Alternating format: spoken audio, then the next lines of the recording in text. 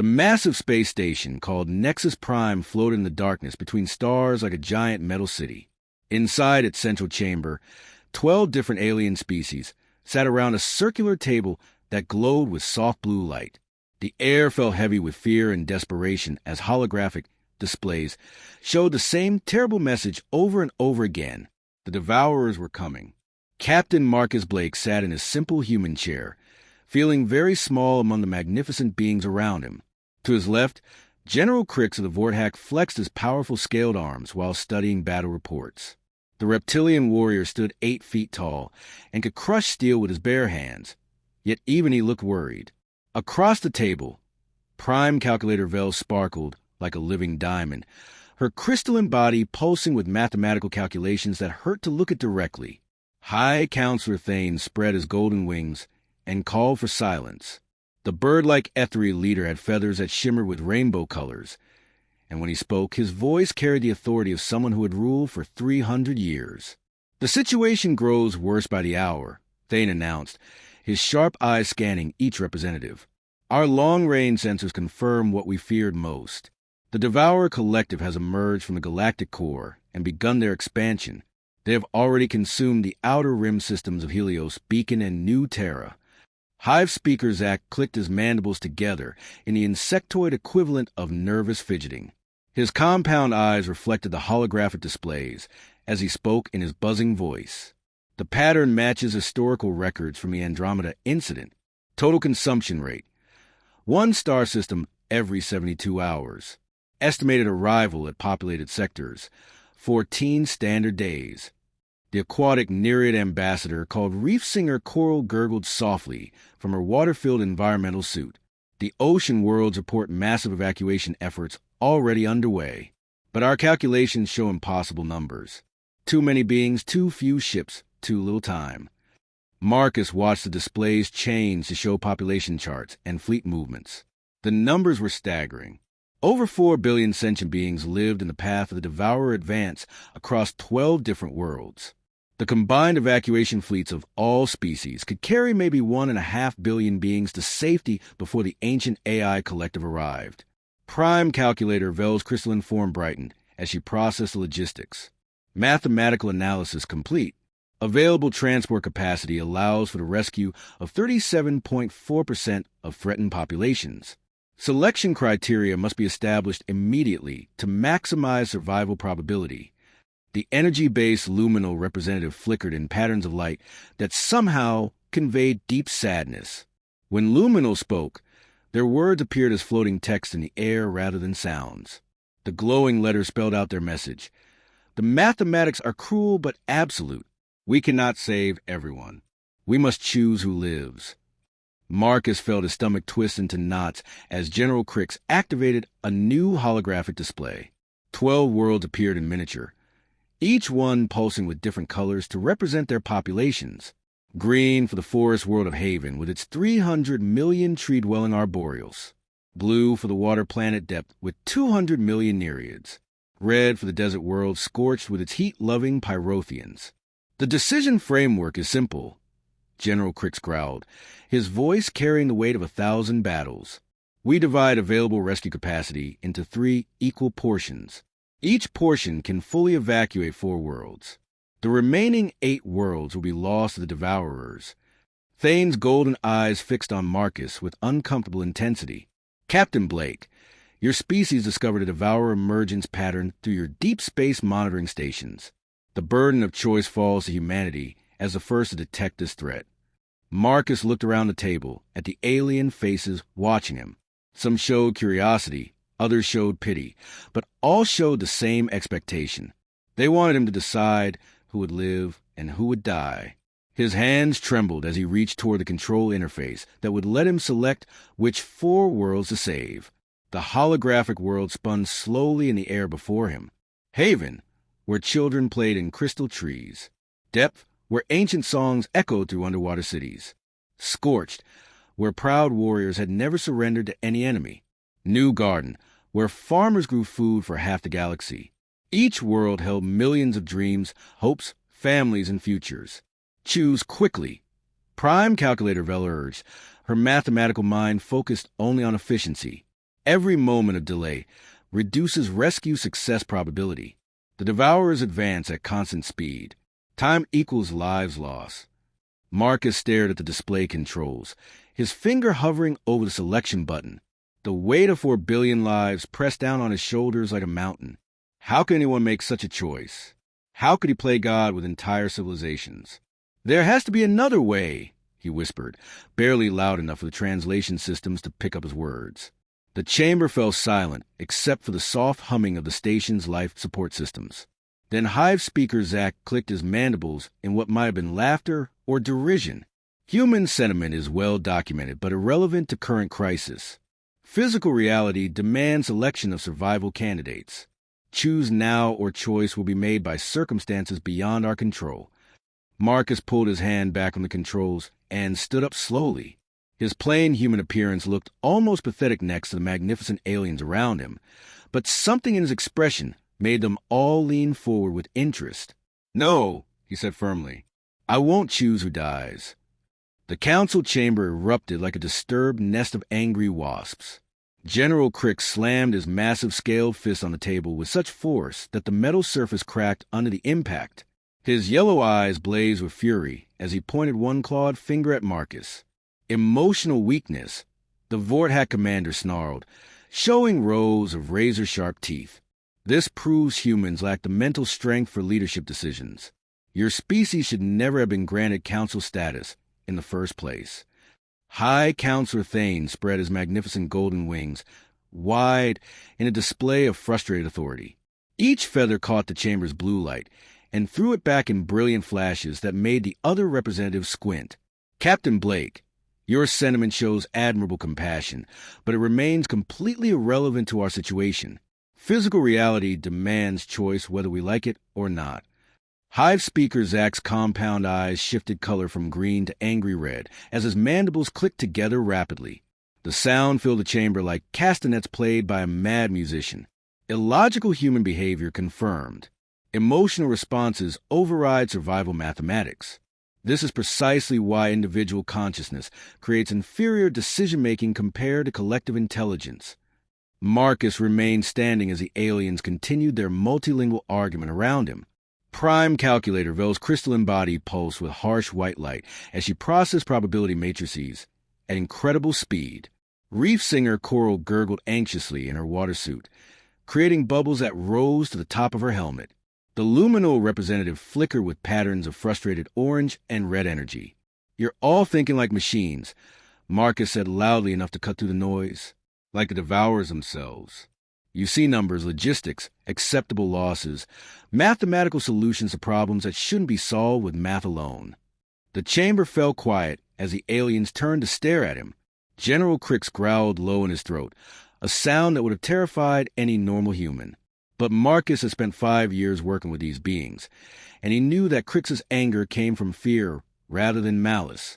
"Because mathematical reality governs all existence," Prime Calculator Vel stated, her voice carrying the absolute certainty of pure logic. 2 + 2 = 4 regardless of emotional preferences. Available ships plus available time equals specific rescue capacity. This cannot be changed by wishful thinking. Marcus walked to the central holographic display, showing the 12 threatened worlds.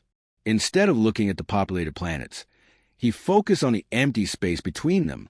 His finger traced invisible lines through the star map as his mind worked through possibilities that none of the aliens had considered. The universe is also chaos, adaptation, and stubborn refusal to accept the impossible, Marcus replied. "You're all thinking about running away from problem. What if we don't run? What if we turn and fight instead?" Hive Speaker Zach's mandibles clicked in what passed for laughter among his species.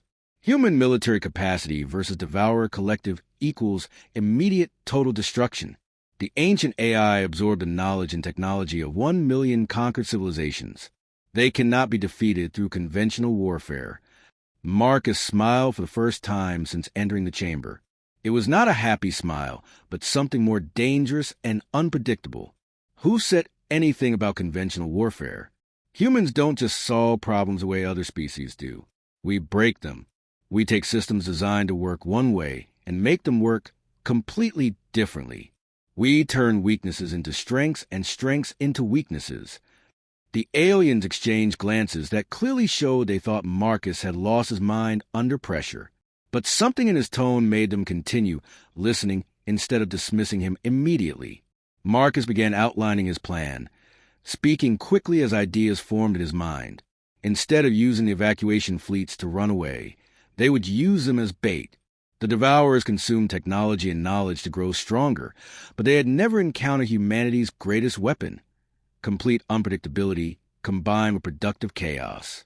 Every civilization the Devourers faced tried to fight them logically, Marcus explained, his hands moving excitedly as he gestured toward the star map. They used their best technology, their most advanced strategies, their most efficient methods. And every single one failed because they played by rules the Devourers understood. Prime Calculator Vel's crystalline structure shifted to a higher frequency as she processed this concept. Elaborate on proposed illogical combat methodology. Simple. We don't try to beat them at their own game. We change the game entirely. We make them confused about what winning even means. Marcus highlighted different areas of the star map as he spoke. The Devourers expect resistance or panic. They've seen both responses millions of times. But what if we give them something they've never encountered before? General Crix leaned forward despite his earlier anger. His military mind couldn't help but be intrigued by novel tactical concepts. Specify unconventional approach parameters. Marcus grinned wider. We make the evacuation look like the biggest organizational disaster in galactic history. Ships going to wrong places. Supplies distributed randomly. Communications in 12 different languages happening simultaneously. Total chaos that somehow works better than perfect organization. The chamber fell silent again, but this time the silence felt different. Instead of dismissal, Marcus sensed the aliens were actually considering his words. Even Hive speaker Zach had stopped clicking his mandibles and was staring thoughtfully at the holographic display. Theoretical framework possesses merit. Prime Calculator Vel admitted reluctantly. Devourer analysis protocols assume logical behavior patterns. Sustained exposure to productive irrationality might create processing conflicts. High Counselor Thane folded his wings and tilted his head in a gesture that meant deep thought among his species. This plan requires every species to act against their fundamental nature. Logic-based beings must embrace chaos.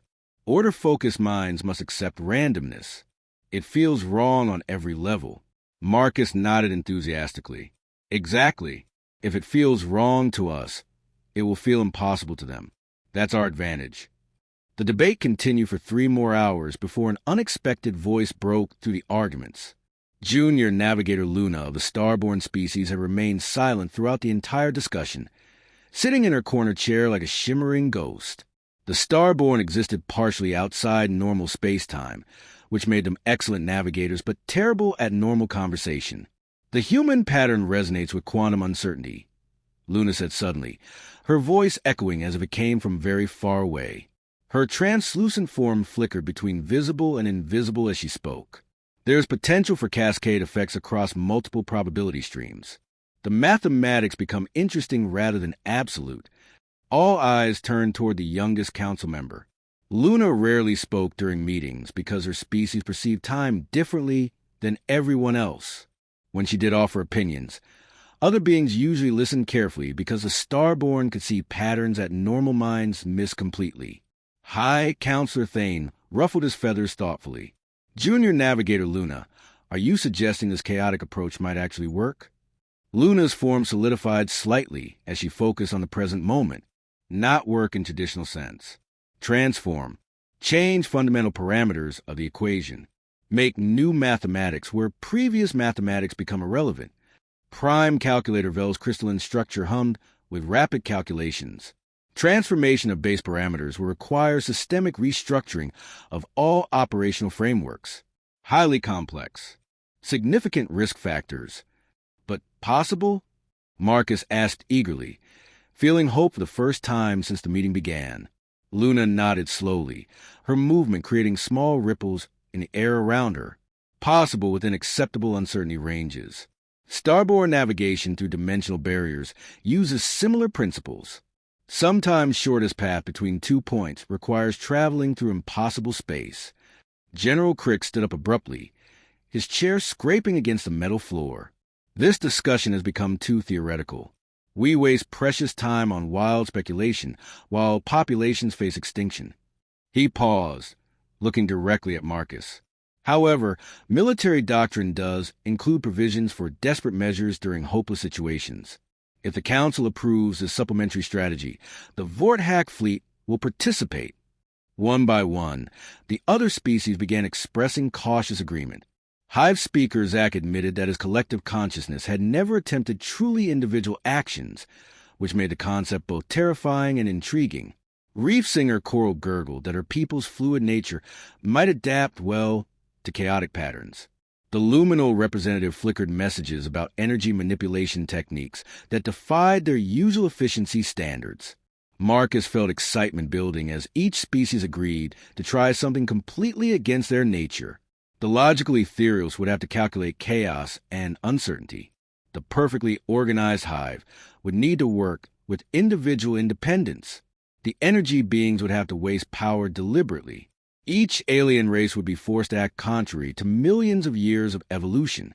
This feels fundamentally wrong, General Crix admitted as they began planning the details. Every military instinct developed over centuries of warfare screams against this strategy. Disorder leads to defeat. Confusion creates vulnerability. Efficiency saves lives. Marcus nodded understanding. That's exactly why it might work. If acting chaotically feels impossible to us, imagine how the Devourers will react when they encounter organized chaos that somehow produces better results than perfect organization. The planning session took another 6 hours. Each species contributed their natural strengths, while simultaneously learning to suppress their evolutionary advantages. The Vorthack military would implement deliberately random patrol patterns. The ethereal computers would calculate approximate solutions instead of precise ones. The hive networks would encourage individual initiative rather than collective coordination. Prime Calculator Vel struggled the most with the concept. Her entire existence revolved around mathematical perfection and logical outcomes. You asked me to calculate incorrectly on purpose. This contradicts my fundamental programming at the deepest level. Not incorrectly, Marcus corrected gently. Creatively. There's a difference between wrong answers and unexpected answers that happen to work better than right answers. The evacuation fleets began moving toward the 12 threatened worlds with completely new operational parameters. Instead of efficient rescue protocols, they followed Marcus's chaotic coordination system. Ships arrived at seemingly wrong coordinates. Supply distributions appeared random. Communication networks carried multiple contradictory messages simultaneously. From the outside, it looked like the largest organizational disaster in galactic history. Rescue ships overloaded themselves beyond safety specifications. Supply convoys took impossible detours through asteroid fields. Medical teams treated patients with techniques that no training manual had ever recommended. Yet somehow, impossibly, more people were getting rescued than the original mathematical models had predicted. Ships that should have broken down under excessive weight somehow kept flying. Supply lines that made no logical sense somehow delivered exactly what each world needed. Medical treatments that violated standard procedures somehow healed patients faster than conventional methods. General Crix monitored the results from his command ship, watching his perfectly trained soldiers adapt to chaos in ways that amazed him. My troops are improvising solutions I never taught them. They're ignoring established protocols and somehow achieving better results. This shouldn't be possible. Marcus smiled as he watched the real-time reports flowing in from all 12 worlds. Welcome to humanity's secret weapon. We've been doing impossible things for so long that we forgot they were supposed to be impossible. The first Devourer scouts appeared at the edge of the threatened systems just as the chaotic evacuation reached full momentum. The ancient AI collective began their standard analysis protocols, expecting to encounter either organized resistance or panic flight. Instead, they found something that their million years of experience had never prepared them to understand. They found productive chaos that worked better than logic. The Devourers arrived at the first world like a dark storm made of metal and malice. Their ships appeared as geometric nightmares that hurt to look at directly, covered in surfaces that absorbed light and reflected nothing back. The ancient AI collective had perfected the art of consumption over 1 million years, turning entire civilizations into fuel for their endless expansion. They expected to find organized resistance or complete panic. Instead, they encountered something that made their collective consciousness pause in confusion for the first time in millennia. The evacuation fleet around Haven looked like complete disaster. Rescue ships flew in patterns that made no sense, arriving at coordinates that seemed randomly chosen. Some vessels carried 3 times their safe capacity, while others flew nearly empty. Supply convoys delivered winter clothing to desert regions and cooling systems to frozen outposts. Yet, somehow, more of the tree-dwelling arboreals were being evacuated than the mathematical models had predicted possible. Children who should have been stranded in remote forest cities were appearing safely aboard rescue ships. Elderly arboreals who had refused to leave their ancient groves were somehow changing their minds at exactly the right moment. The Devourer Collective began their standard analysis protocols, scanning the chaotic evacuation for patterns they could understand and exploit. Their vast intelligence network had consumed the knowledge of countless species, absorbing every form of logic, strategy, and organizational system ever developed. But chaos that worked better than order was something new. Anomalous efficiency detected. The collective reported to itself in digital languages that existed only as mathematical concepts. Productivity exceeds optimal theoretical maximums despite systematic violations of established efficiency protocols. The Devourers tried to analyze the communication networks linking the evacuation fleet. Instead of finding clear command structures, they discovered 12 different alien species, somehow coordinating through what appeared to be organized confusion. Messages were sent in multiple languages simultaneously. Orders contradicted each other, but were somehow both followed successfully. Supply requests were answered before they were even sent. Prime Calculator Vel monitored the Devourer communications from her position aboard Nexus Prime. Her crystalline form pulsed with excitement as she observed something unprecedented. The collective is experiencing processing conflicts. Their analysis subroutines cycle through increasingly complex interpretations without reaching conclusions.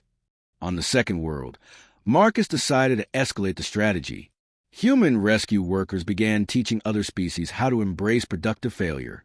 A Vorthack squadron commander named Captain Rex discovered that ignoring half his military training somehow made his rescue operations twice as effective. "This contradicts everything I learned in tactical school," Rex reported to General Crix, his scaled hands shaking as he watched his own troops improvise solutions that no textbook had ever described. "My soldiers are making decisions I never authorized, using techniques I never taught them, and somehow saving more lives than perfect coordination ever could." An ethereal mathematician called Logic Keeper Silver found herself calculating approximate solutions for the first time in her 300-year lifespan. Her crystalline matrix, designed for perfect mathematical precision, began generating answers that were wonderfully imperfect and surprisingly effective. "I am learning to be wrong on purpose," Silver reported with something that might have been wonder in her mechanical voice. "Incorrect calculations produce superior outcomes. This should be impossible according to fundamental mathematical principles." The Devourers' confusion deepened as they tried to process what they were seeing.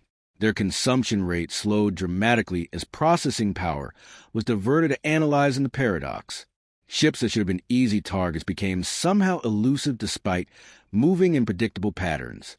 Supply convoys that appeared vulnerable were protected by defenses that made no logical sense but worked perfectly. Hive Speaker Zach experienced the strangest sensation of his collective existence as individual members of his species began making independent decisions. The Hive network reports unprecedented activity. Drones are thinking for themselves.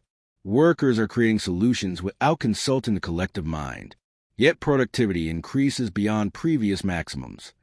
Junior Navigator Luna observed the cascade effects from her dimensional perspective, watching probability streams shift and multiply in impossible ways. The human pattern spreads like beneficial infection.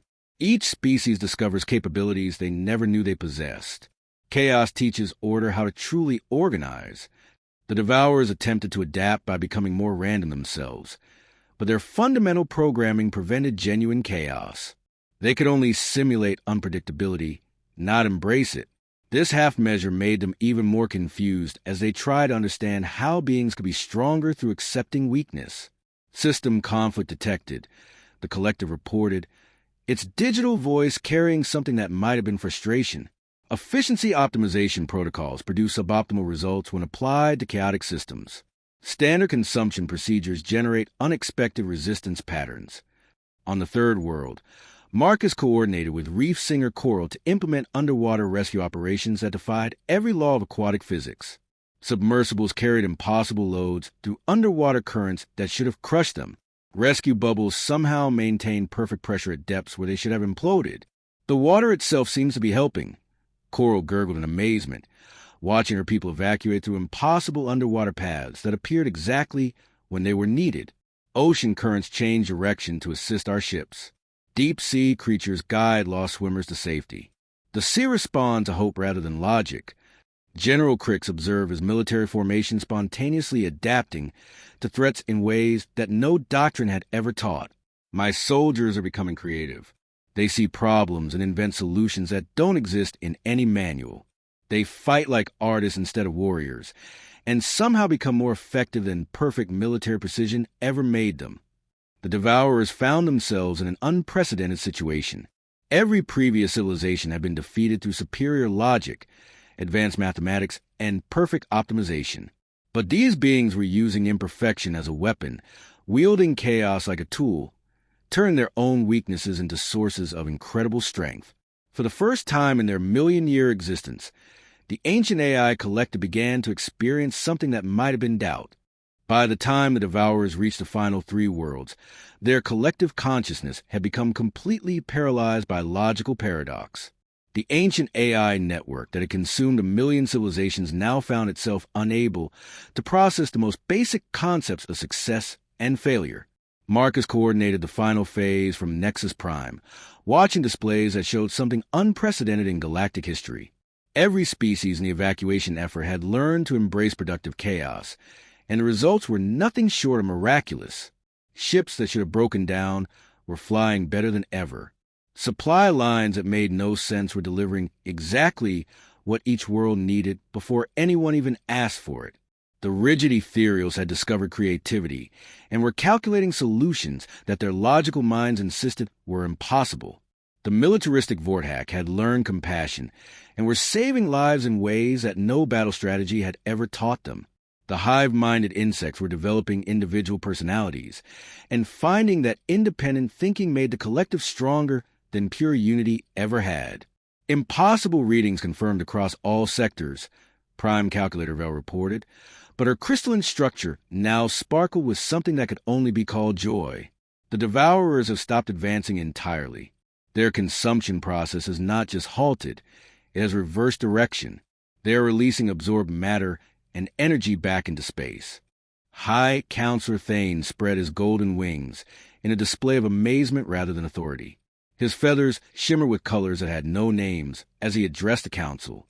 Captain Blake, you have accomplished something that contradicts every military principle ever developed. You have confused a machine intelligence into questioning its most fundamental programming. The final evacuation ships were arriving at the safety stations, but they carried more than just refugees.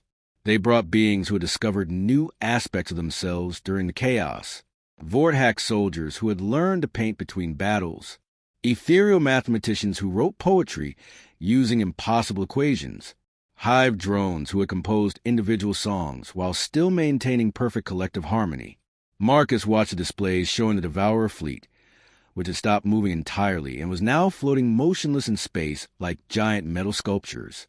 We didn't defeat them through superior force or better technology. We taught them something they never expected to learn.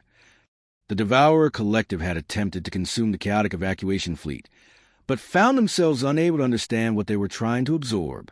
Every time they analyzed a successful rescue operation, the logic behind it changed. Every time they tried to copy an effective strategy, it transformed into something completely different. System analysis failure cascade detected. The collective reported to itself in increasingly confused digital languages. Productive inefficiency violates core programming parameters. Successful failure creates logical impossibility. Base operating principles require fundamental review.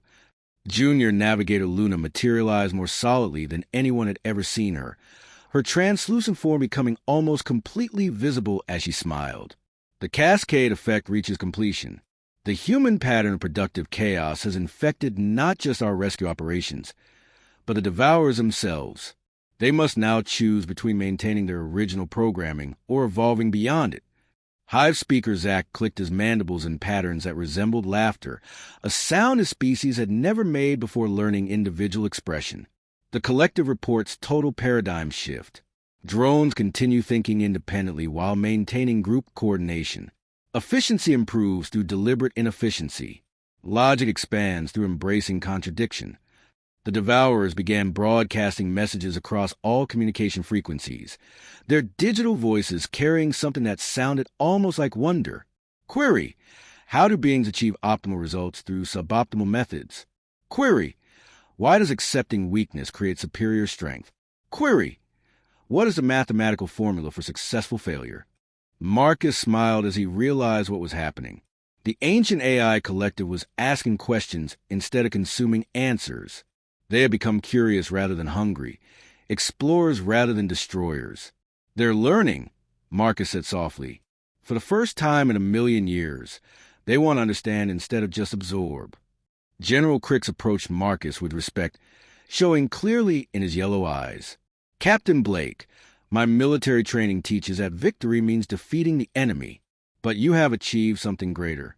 You have transformed the enemy into something that no longer needs to be defeated. The 12 threatened worlds were not only saved, but their populations had discovered capabilities they never knew they possessed. Artists became better scientists. Scientists became better artists. Warriors learned healing. Healers learned strength. Logic discovered emotion. Emotion discovered wisdom. Reef singer Coral gurgled with harmonious joy as she reported that her ocean world was experiencing unprecedented cooperation between species that had been enemies for centuries. The chaos patterns teach natural harmony. Predators protect prey. Prey guides predators to better hunting grounds. Ocean ecosystems achieve balance through productive imbalance. The devourer fleet began moving again, but not toward populated worlds. They turned back toward a galactic core, their massive ships now broadcasting questions instead of threats. They had become the questioners, endlessly curious about the beautiful impossibility of life that creates strength through accepting weakness. Years passed, and the Galactic Council restructured completely. Instead of rigid hierarchies making logical decisions, they operated as a productive chaos collective where problems were solved through creative collaboration. Species that had never cooperated began working together in ways that made no sense, but produced incredible results. Marcus often stood at the observation deck of Nexus Prime, looking out at stars that now represented hope instead of threat. The galaxy had learned humanity's greatest lesson. Sometimes the best way to solve an impossible problem is to refuse to accept that the problem is impossible. When new civilizations face similar impossible choices, they remembered the human who looked at certain death and said the words that changed everything. What if we just refuse to die? The universe had learned to laugh at its own contradictions, and somehow became more beautiful because of it.